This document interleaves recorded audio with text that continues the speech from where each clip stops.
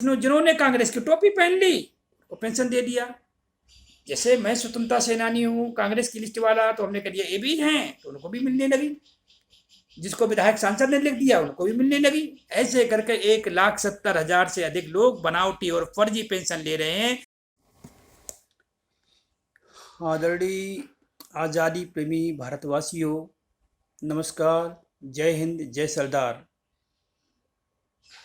आज हम आपको भारत की आज़ादी की लड़ाई, जो पहली लड़ाई प्रथम स्वतंत्रता संग्राम 1857 में लड़ा गया था, उस विषय पर आपको कुछ जानकारियां देंगे। हमारे पास एक पुस्तक है, who is who Indian martyrs. ये 1857 को लेकर के है। ये तीसरा खंड है। ये पुस्तक भारत सरकार द्वारा 1967 से 1972 के बीच में बनाई गई थी। इसे एक कमेटी बनी थी जिसके चेयरमैन थे प्रोफेसर नूरुल हसन, जो minister of education and culture थे। इसके अलावा मेंबर थे K C Pant, member of parliament, then B Venkataraman, joint secretary ministry of home affairs, और इस किताब को एडिट किया है मिस्टर डॉक्टर पीएन चोपड़ा ने। तो इसमें 1857 में के कुछ अंशों को लिया गया है, पूरा तो विवरण नहीं है, लेकिन इस अंक के छपने के बाद इंदिरा गांधी ने जो 3 अंक छापे गए थे 1857 से 1947 के बीच में, जब 1857 को कवर किया, इंदिरा गांधी को पता चला कि डायरेक्टर ऑफ पब्लिकेशन के माध्यम से ये किताबें छपी हैं, तो इंदिरा गांधी ने इनको पूरा रिकॉर्ड गायब करवा दिया, नष्ट करवा दिया। इंदिरा गांधी को आखिर में क्या पड़ा था इस रिकॉर्ड को जो है नष्ट करवाने के लिए, यहाँ तक कि प्रोफेसर नूरुल हसन को मिनिस्ट्री से भी निकाल दिया। उनको जो एजुकेशन मिनिस्टर थे उनको डिसमिस कर दिया। और क्यों? क्योंकि उन्होंने 1857 का नाम क्यों लिया और 1857 पर इन लोगों के नाम की पुस्तक क्यों छापी। इंदिरा गांधी एज ए प्रधानमंत्री नहीं चाहती थी कि 1857 पर जो भी हुआ है उसको पुनरावृत्ति, उसको जो है उसको सामने लाया जाए, जो जिन जिन लोगों ने देश के लिए बलिदान दिया था। कारण वही था जो जवाहरलाल का था, क्योंकि जवाहरलाल के दादा मोतीलाल के पिता, जिनका नाम था गंगाधर नेहरू, जो 1857 में दिल्ली के अंग्रेज़ों के पहले शहर कोतवाल थे, उनकी गद्दारी थी। दूसरा प्रमुख कारण ये था कि गद्दारी के कारण उन्होंने बहादुर शाह जफर को गिरफ्तार करवाया था और दिल्ली में कम से कम 5 लाख लोगों का कत्ल हुआ था। इसके अलावा आगरा अवध संयुक्त प्रांत में कम से कम 1 करोड़ लोगों का नरसंहार हुआ था। ये नरसंहार में शामिल थे। तो इस वजह से अपनी गद्दारी को छुपाने के लिए ये खेल था। दूसरा प्रमुख कारण ये भी था कि 1857-58 में इटावा के जो कलेक्टर थे इटावा में, उनका नाम था एओ ह्यूम। उन्होंने ऑन द रिकॉर्ड एक साल में 74,000 से अधिक लोगों को फांसियां दी हैं, और उसी व्यक्ति ने कांग्रेस की 1885 में स्थापना की थी। तो इसलिए कांग्रेस अपनी करतूतों को छुपाने के लिए देश के लिए बलिदान देने वालों के नामों की आज तक सामने नहीं लाई है, और ना उसको जो जिन्होंने 1857 का नाम लिया है तो उन लोगों को पता तक नहीं चल दिया, उनके परिवारों को भी पता नहीं चलने दिया। यहाँ तक कि जवाहरलाल ने जो सरदार पटेल जी द्वारा आज़ादी के बाद 2.5 करोड़ बागी भारतीयों को अंग्रेज़ों की जेल से निकाला गया था, उन बागी जब सरदार पटेल 15 दिसंबर 1950 को नहीं रहे, तो 1951 में जवाहरलाल नेहरू ने उन सभी को पुनः जेल में बंद कर दिया। और 1952 के फरवरी मार्च में जो चुनाव करवाए विधानसभा लोकसभा, उन चुनाव में न तो उन लोगों को चुनाव लड़ने दिया गया और ना ही वोट देने का अधिकार दिया गया। और 31 अगस्त 1952 को कहा कि भाई हम आपको जो अंग्रेज़ों द्वारा 11 प्रकार के नोटिफाइड क्रिमिनल ट्राइब एक्ट जिसे अंकित अपराधी जनजात एक्ट कहते हैं, तो उन एक्टों को हम खत्म कर रहे हैं, हम आपको आज़ाद कर रहे हैं। लेकिन कह करके नेहरू ने मतलब भारत की आज़ादी की लड़ाई लड़ने वाली कौमों को धोखा दिया और 12वां एक्ट क्रिमिनल ट्राइब एक्ट को हैबिचुअल एक्ट 34 में बदल करके दिया, जिसकी एक धारा पर आज भी हम सब भारतीयों को देशद्रोही लगता है।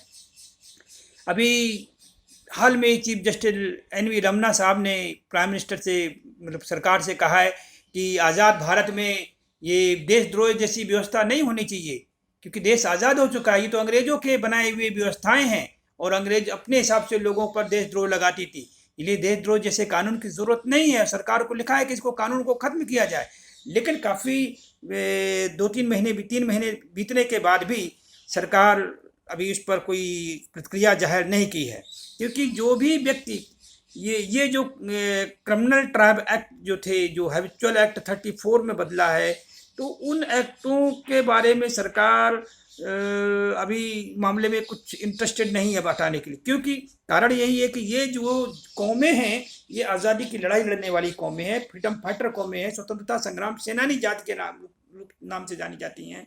इनको कॉन्स्टिट्यूशनल नेम विमुक्त जनजाति या अंग्रेजी में डिनोटिफाइड ट्राइब के नाम से जानते हैं। पहले ये लोगों ने 1857 लड़ा और जीता, उसके बाद में गद्दारी हुई। गद्दारी होने के बाद अंग्रेजों ने IPC, CrPC, notified criminal tribe act लगाए और समय समय पर ये क्रिमिनल ट्राइब एक्ट और कठिन होते गए, लागू होते रहे, और उनको जहाँ भी जाते थे उनको थानों में हाजिरी देनी पड़ती थी, उनका सब कुछ छीन लिया गया था। तो वही सब चलता रहा, उनके सब लोगों को जेल में डाल दिया गया, ये सब चलता रहा। तो ये इन सब चीज़ों को आज भी लागू हैं और इनके लिए सरकारें अब तक इतने सारे कमेटी कमीशन बिठा चुकी है।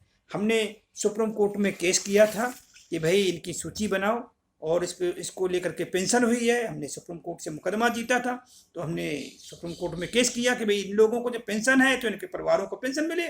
आज की पीढ़ी को जिस तरह ज़मीन मिलती है, बाबा के बाद में पिताजी को, पिताजी के बाद में हम आपको मिलती है, घर मिलता है, बाबा के बाद पिताजी, हम आपको घर का सामान मिलता है, पशु मिलते हैं, ऐसे ही ये पेंशन सरदार पटेल जी ने आज़ादी के बाद में जो ठक्कर बापा एंगर कमेटी बिठाई थी, उसके लिए कहा था कि हम 3 पीढ़ी को पेंशन देंगे। यानी कि 1947 में आज़ादी के बाद जो पीढ़ी जीवित है उनको, उनकी औलाद को और उनकी औलाद को। तो इन्होंने क्या किया है कि एंगर कमेटी को इन्होंने गायब कर दिया, और गायब करके आज तक लागू नहीं लिया और ना काम लिया। तो इसके लिए हमने सुप्रीम कोर्ट में केस किया। केस करने के बाद में हमने पहले 2006 में एक आरटीआई लगाई गृह मंत्रालय को। हमने कहा भाई जिनको पेंशन आप दे रहे हो मुझे सूची बताइए। तो गृह मंत्रालय टाल मटोल करता रहा, सूची नहीं, सूची नहीं, सूची नहीं। अंत में पता चला कि जिनको पेंशन दे रहे हैं उसमें 1,70,000 बनावटी और फर्जी पेंशनधारी है, जिनको 90,000 रुपये महीना पेंशन मिल रहा है। मतलब 45,000 से अधिक राज्य सरकार से मिलता है, 45,000 से केंद्र सरकार से मिलता है। सुविधाएं अलग से मिलती हैं स्वतंत्रता संग्राम सेनानी के नाम पर। हमने प्रधानमंत्री मोदी जी को भी पत्र लिखा, इसकी सीबीआई जांच कराएं, और ये देखो दुनिया का सबसे बड़ा घोटाले के रूप में छापा है इसमें। और हमने कहा ये जो है इसमें प्रधानमंत्री मोदी को बताया है कि 1,70,000 से अधिक कांग्रेसियों को पेंशन मिल रही है, जो जेल में चोरी, चकारी, बलात्कार, मर्डर, डकैती में गए। कांग्रेस पार्टी बोली जेल का सर्टिफिकेट दिखाओ, पेंशन ले जाओ, लेकिन जुर्म तो किसी को देखा नहीं। ऐसे ही जिन्होंने कांग्रेस की टोपी पहन ली वो पेंशन दे दिया। जैसे मैं स्वतंत्रता सेनानी हूँ, कांग्रेस की लिस्ट वाला, तो हमने कह दिया ये भी हैं, तो उनको भी मिलने लगी। जिसको विधायक सांसद ने लिख दिया उनको भी मिलने लगी। ऐसे करके 1,70,000 से अधिक लोग बनावटी और फर्जी पेंशन ले रहे हैं।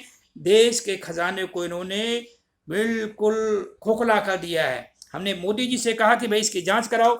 हमने इसको 18 मई 2017 को पत्र लिखा था, और 17 से लगा करके आज 4 साल से अधिक हो गए, 5वां साल चल रहा है। लेकिन प्रधानमंत्री मोदी, होम मिनिस्टर को भी लिखा था, राजनाथ सिंह को, लेकिन दोनों अपनी चुप्पी साधे हैं।